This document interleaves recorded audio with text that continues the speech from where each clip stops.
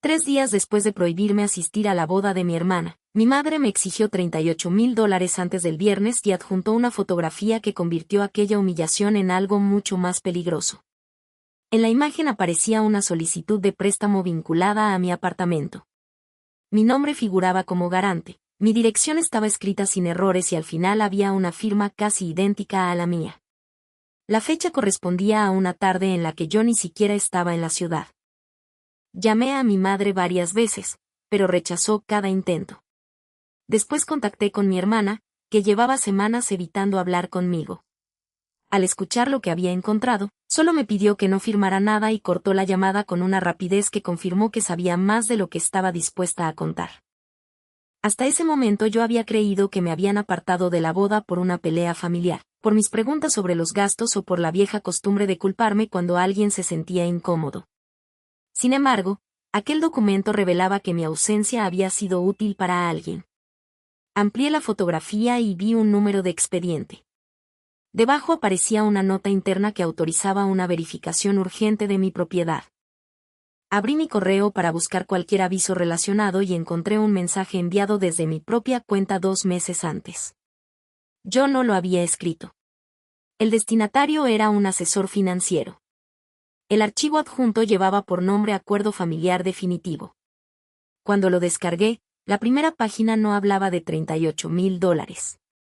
Hablaba de vender mi apartamento. Durante varios minutos permanecí frente a la pantalla sin abrir la segunda página. La primera ya contenía suficiente información para desordenar todo lo que yo creía saber sobre mi familia. Aún así, seguí leyendo porque entendí que el miedo no iba a protegerme de nada. El documento describía una venta privada entre mi padre y yo. Según aquel acuerdo, él había financiado la entrada de mi apartamento 5 años antes y ahora podía adquirirlo descontando una deuda que yo supuestamente nunca había pagado.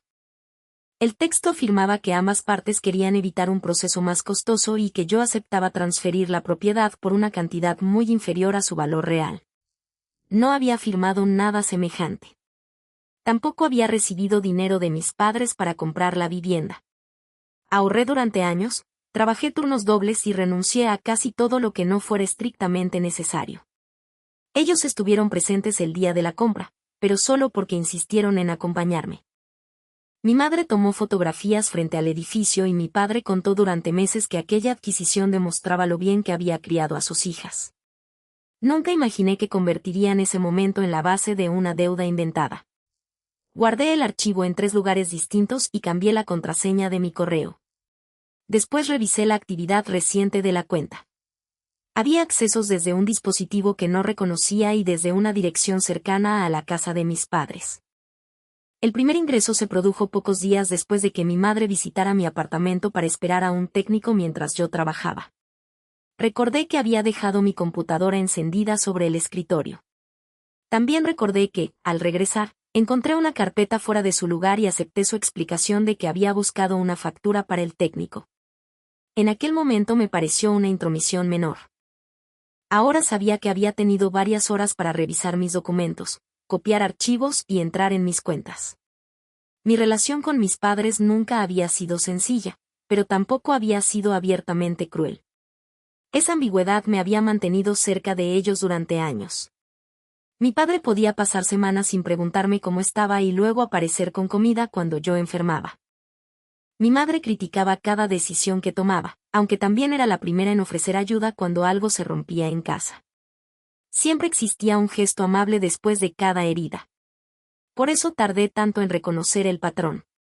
Cuando mi hermana anunció su compromiso, la familia pareció entrar en una etapa distinta. Mis padres hablaban de la boda como si fuera una oportunidad para reparar todas las tensiones. Mi madre quería una ceremonia grande. Mi padre decía que no debíamos preocuparnos por el dinero porque su empresa estaba a punto de cerrar varios contratos importantes. Yo conocía lo suficiente sobre el negocio para dudar. La empresa de reformas había funcionado bien durante años, pero últimamente mi padre se quejaba de clientes que no pagaban, materiales demasiado caros y trabajadores que abandonaban proyectos. Cada vez que preguntaba si necesitaba ayuda profesional, respondía que yo exageraba y que una empresa familiar siempre atravesaba temporadas complicadas. Mi hermana prefería creerle. Ella había sido la hija que evitaba discusiones desde que éramos pequeñas. Cuando nuestros padres peleaban, yo exigía respuestas y ella intentaba que todos bajaran la voz. Con el tiempo, cada una quedó atrapada en un papel. Yo era la difícil. Ella era la comprensiva. Durante los primeros meses de preparación, mi hermana me pidió opinión sobre todo. Elegimos juntas parte de la decoración y visitamos 2 salones. Después empezó a alejarme. Primero dejó de enviarme presupuestos. Luego cambió la fecha de una prueba de vestido sin avisarme. Cuando le pregunté qué ocurría, aseguró que estaba cansada y que necesitaba reducir el número de personas involucradas. La explicación parecía razonable hasta que mi madre comenzó a llamarme para hablar de mi actitud. Decía que mi hermana sentía que yo intentaba controlar su boda. Afirmaba que mis preguntas sobre el presupuesto sonaban como críticas y que mi preocupación por las deudas estaba arruinando una etapa que debía ser feliz. Yo le respondí que nadie me había hablado de una deuda concreta. Ella guardó silencio unos segundos. Después aseguró que solo había utilizado una expresión general. A partir de entonces empecé a prestar atención a detalles que antes habría ignorado. Mi padre vendió una camioneta de la empresa y dijo que pensaba renovar la flota, pero nunca compró otra. Mi madre dejó de pagar con su tarjeta habitual y comenzó a usar una cuenta a nombre de una sociedad desconocida. Mi hermana mencionó que nuestros padres querían regalarle una casa después de la boda, aunque semanas antes habían dicho que apenas podían cubrir el catering. Cuando señalé aquellas contradicciones, mi hermana se molestó. No me acusó directamente de sentir celos, pero me pidió que dejara de buscar problemas donde quizá no existían. Yo reaccioné mal. Le dije que llevaba toda la vida protegiendo a nuestros padres de las consecuencias de sus decisiones y que algún día esa obediencia iba a costarle algo importante. Aquella frase fue utilizada contra mí. Pocos días después, mi madre me llamó para decir que mi hermana estaba profundamente herida. Según ella, yo había convertido una preocupación en una amenaza. También afirmó que mi presencia en la boda podía provocar una escena porque yo ya no sabía separar mis sospechas de la realidad. Intenté hablar con mi hermana sin intermediarios. Respondió una vez y me dijo que necesitaba paz. No confirmó que quisiera excluirme, pero tampoco negó que estuviera considerando hacerlo. Una semana antes de la ceremonia recibí un correo de mi madre. Mi invitación quedaba anulada. Me pedía que no apareciera en el lugar, que no contactara con otros invitados y que aceptara la decisión por el bien de mi hermana. El día de la boda apagué el teléfono durante horas. Cuando lo encendí, encontré fotografías de familiares, vecinos, clientes de mi padre y personas que apenas conocían a mi hermana. Todos habían sido bienvenidos menos yo. En una de las imágenes vi a un hombre sentado junto a mis padres. Lo reconocí porque había visitado varias veces la empresa y porque mi padre lo describía como alguien capaz de conseguir dinero cuando los bancos dejaban de escuchar. 3 días después, mi madre me pidió $38,000. Esa conexión ya no podía ignorarse. Fui al banco con la fotografía, el acuerdo de venta y los registros de acceso a mi correo. La empleada llamó a un supervisor y me condujeron a una oficina sin ventanas.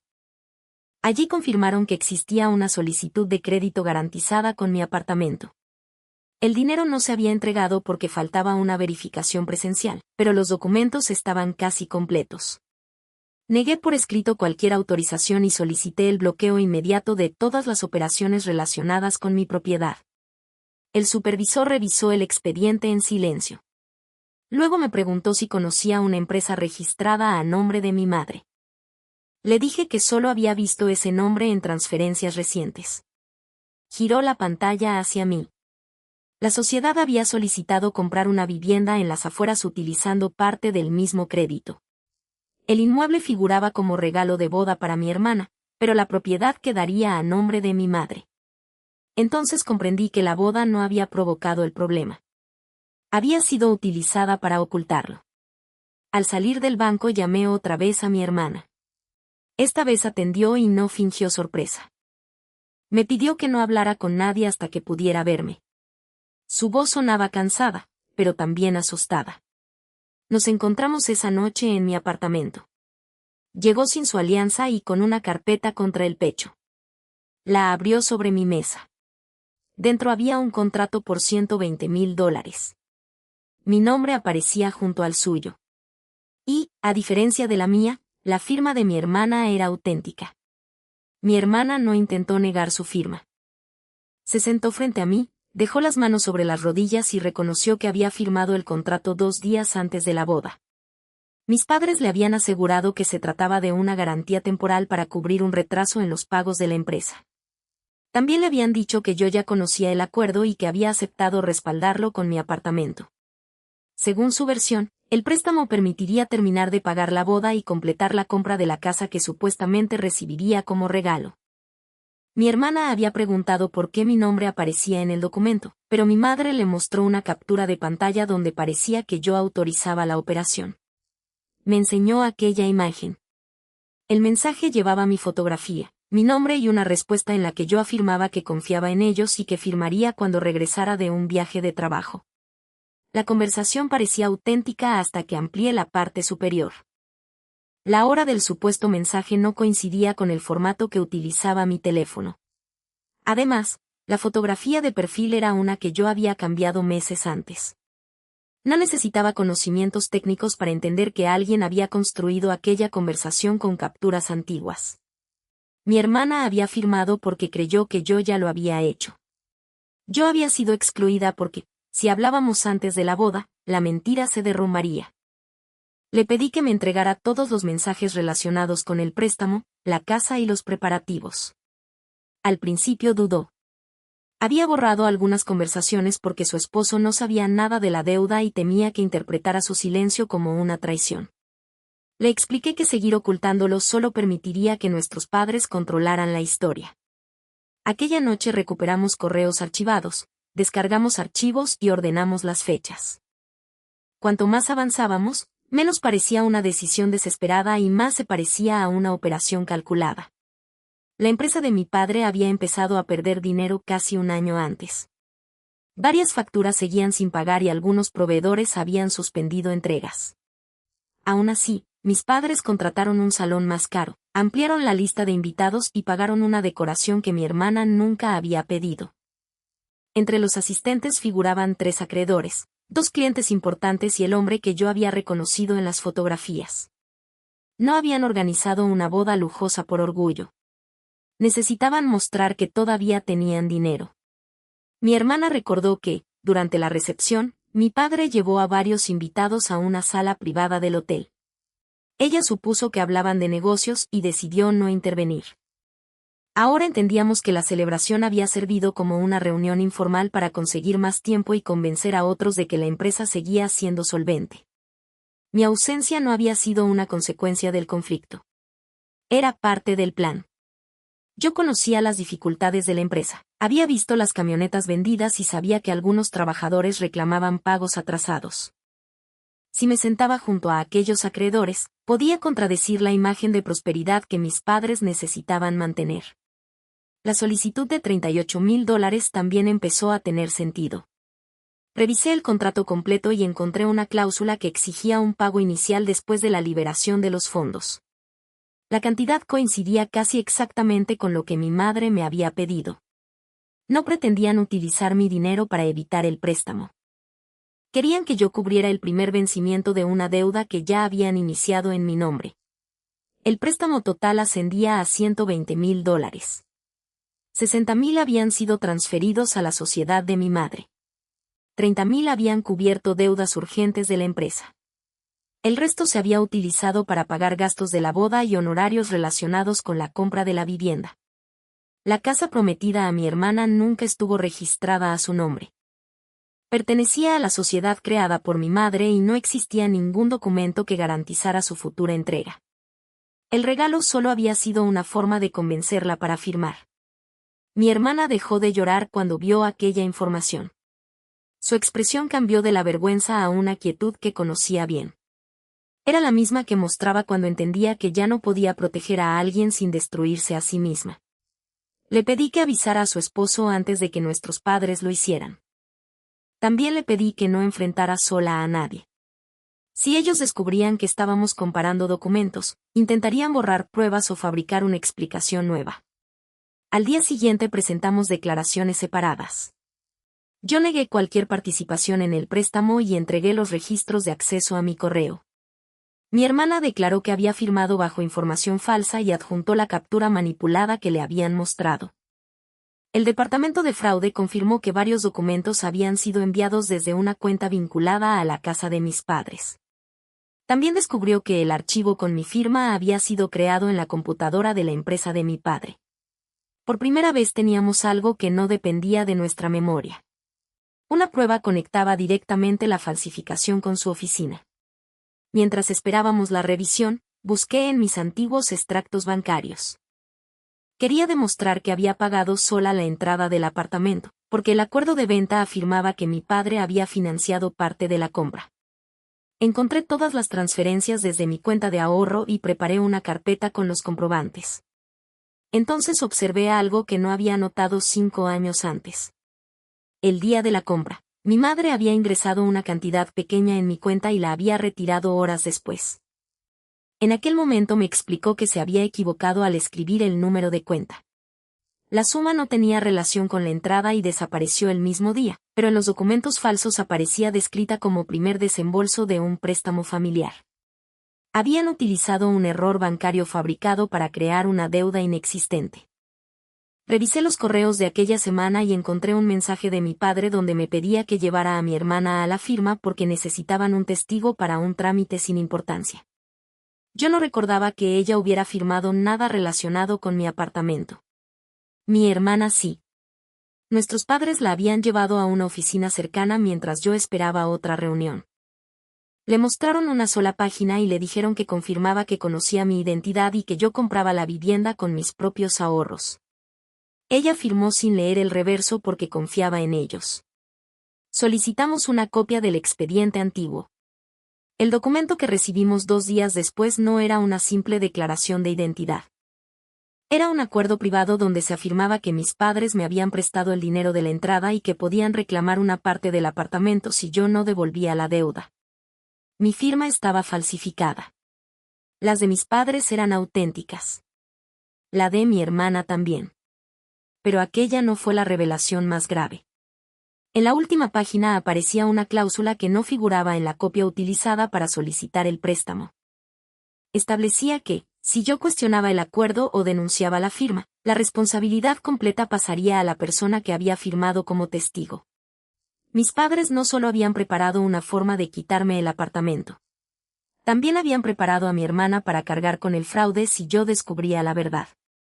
Decidí que no volvería a reaccionar según el ritmo que mis padres imponían. Durante años habían utilizado la urgencia para impedir que pensáramos.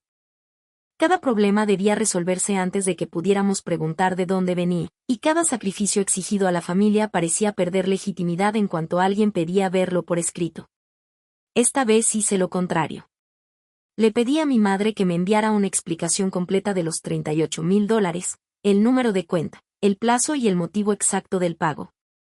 No respondí a sus acusaciones ni mencioné las declaraciones que ya habíamos presentado.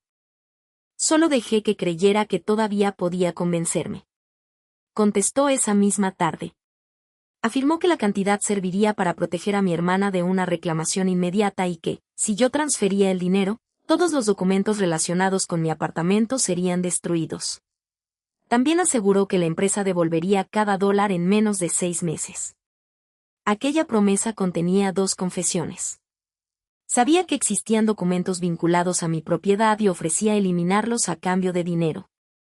Además, reconocía que mi hermana estaba expuesta a una deuda que supuestamente nunca debía afectarla. Guardé el mensaje y propuse una reunión para revisar todo antes de pagar.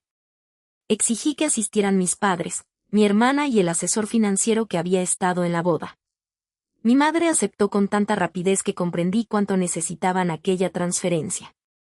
No sabía que mi hermana y yo ya habíamos preparado la reunión con una profesional independiente.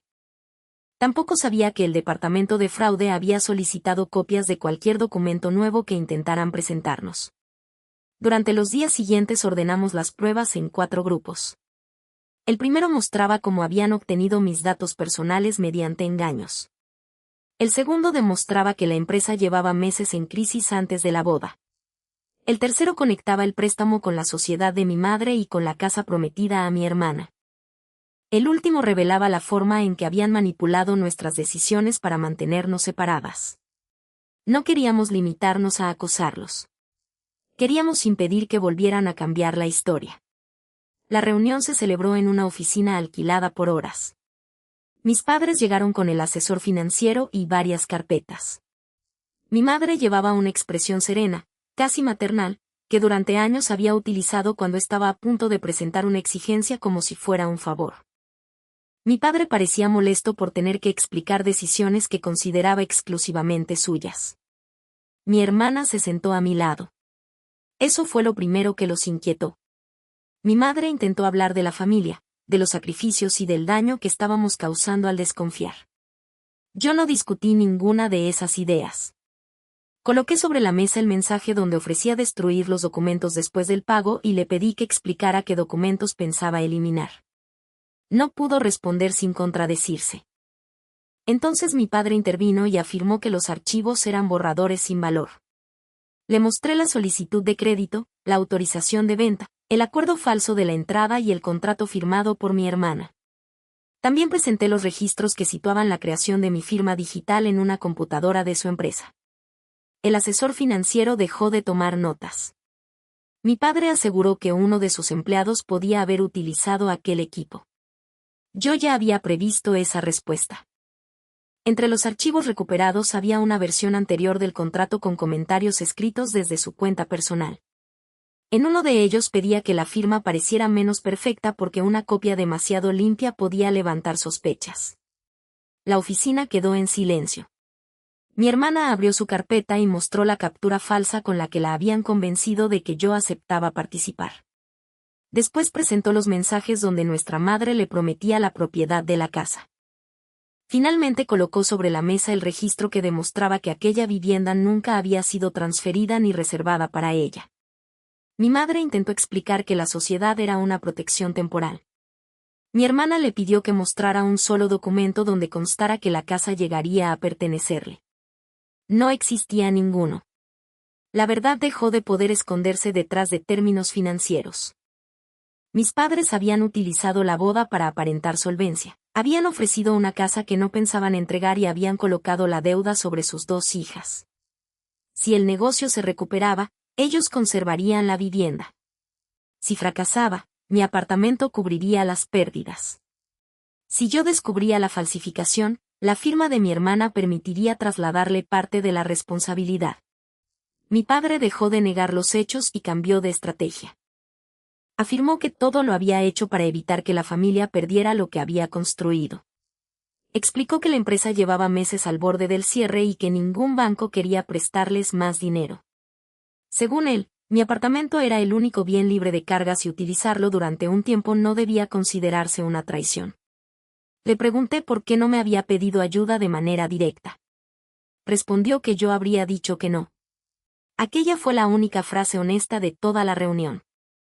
Admitió que habían falsificado mi consentimiento porque sabían que nunca lo concedería. Mi madre trató de suavizarlo diciendo que yo siempre había sido demasiado rígida con el dinero.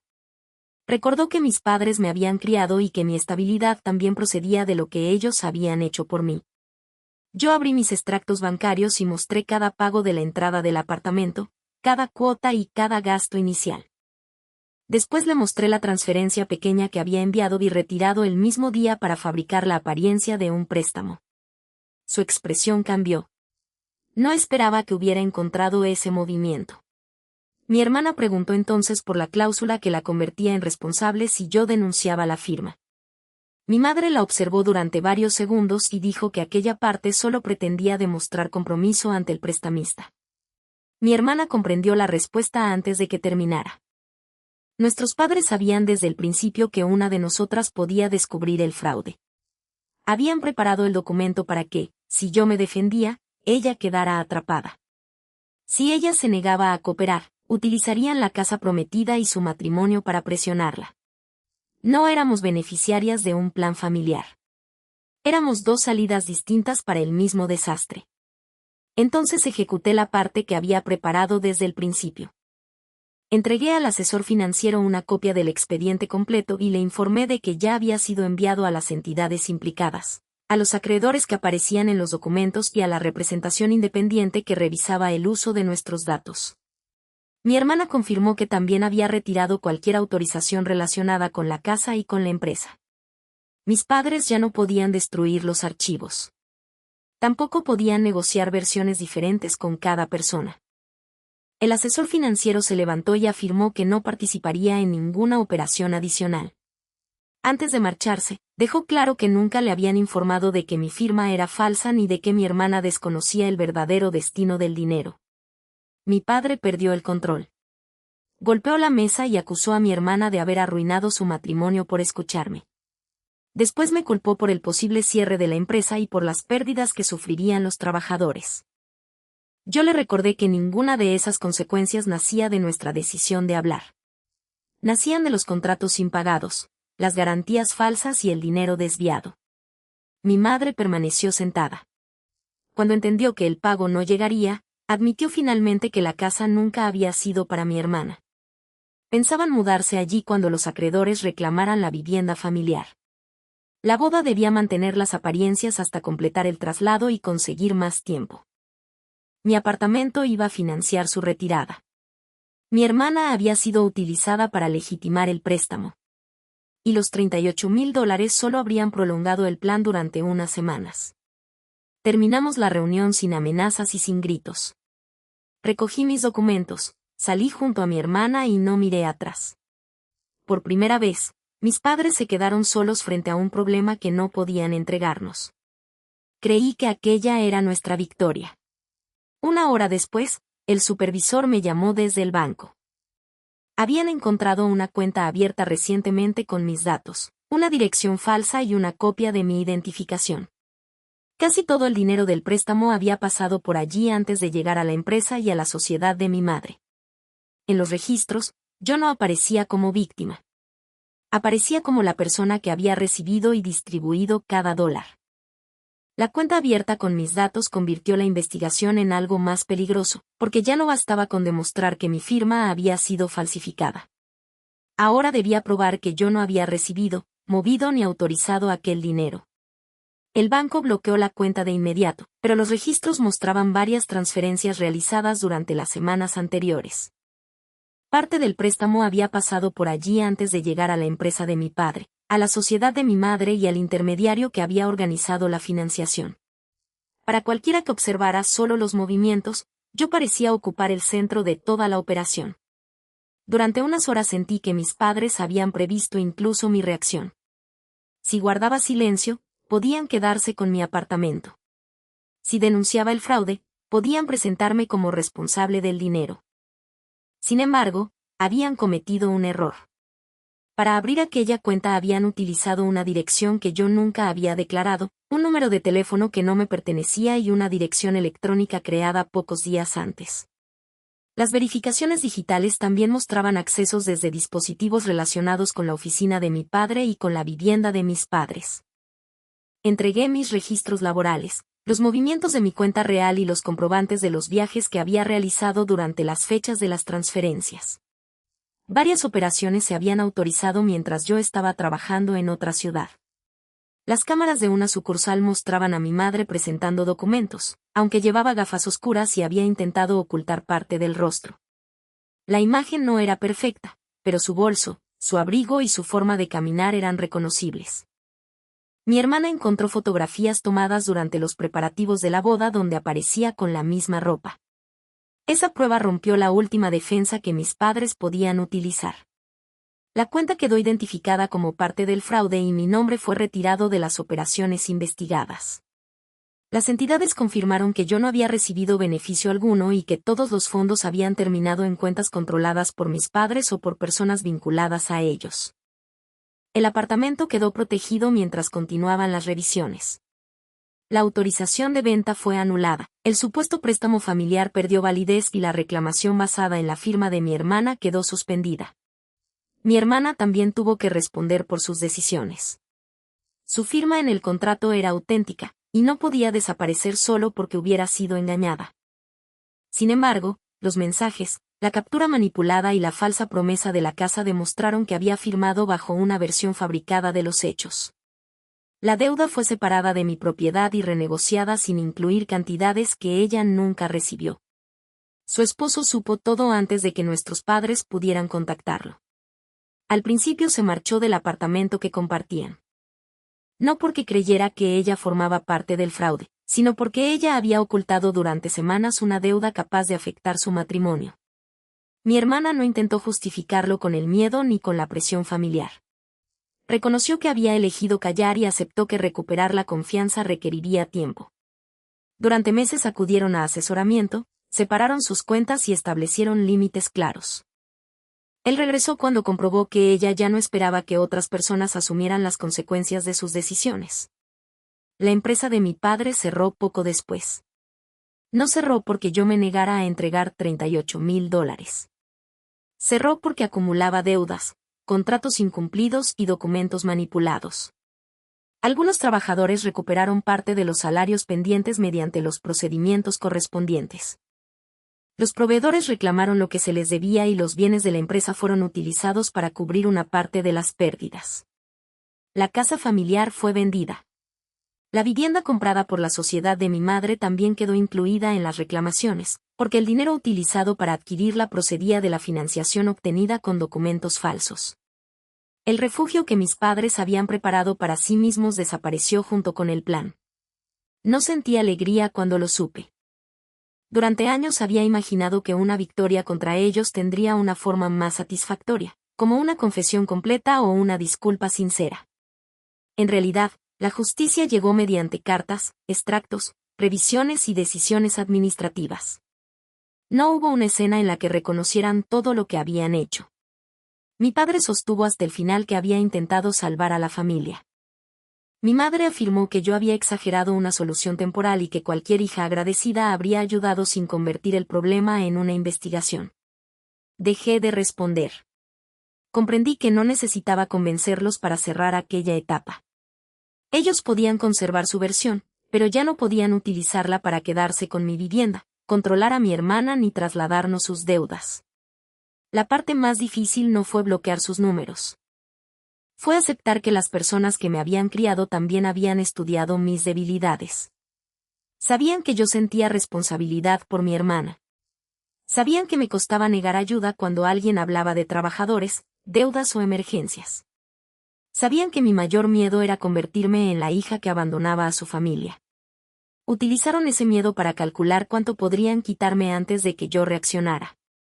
Después de la investigación, cambié todas mis contraseñas, cerré accesos antiguos y contraté una revisión completa de mis documentos. También sustituí la cerradura del apartamento y guardé cada prueba en una caja metálica. No hice aquello porque siguiera viviendo con miedo. Lo hice porque proteger mi vida dejó de parecerme una forma de desconfianza. Mi relación con mi hermana avanzó más lentamente. Ella me pidió perdón por haber permitido que me excluyeran de la boda y por haber firmado un contrato sin comprobar mi consentimiento. Yo reconocí que durante años la había tratado como si fuera incapaz de tomar decisiones difíciles. A veces mi forma de protegerla también había servido para mantenerla en el papel de la hermana débil. Ninguna de las dos quedó libre de responsabilidad. La diferencia fue que empezamos a asumirla sin entregársela a la otra.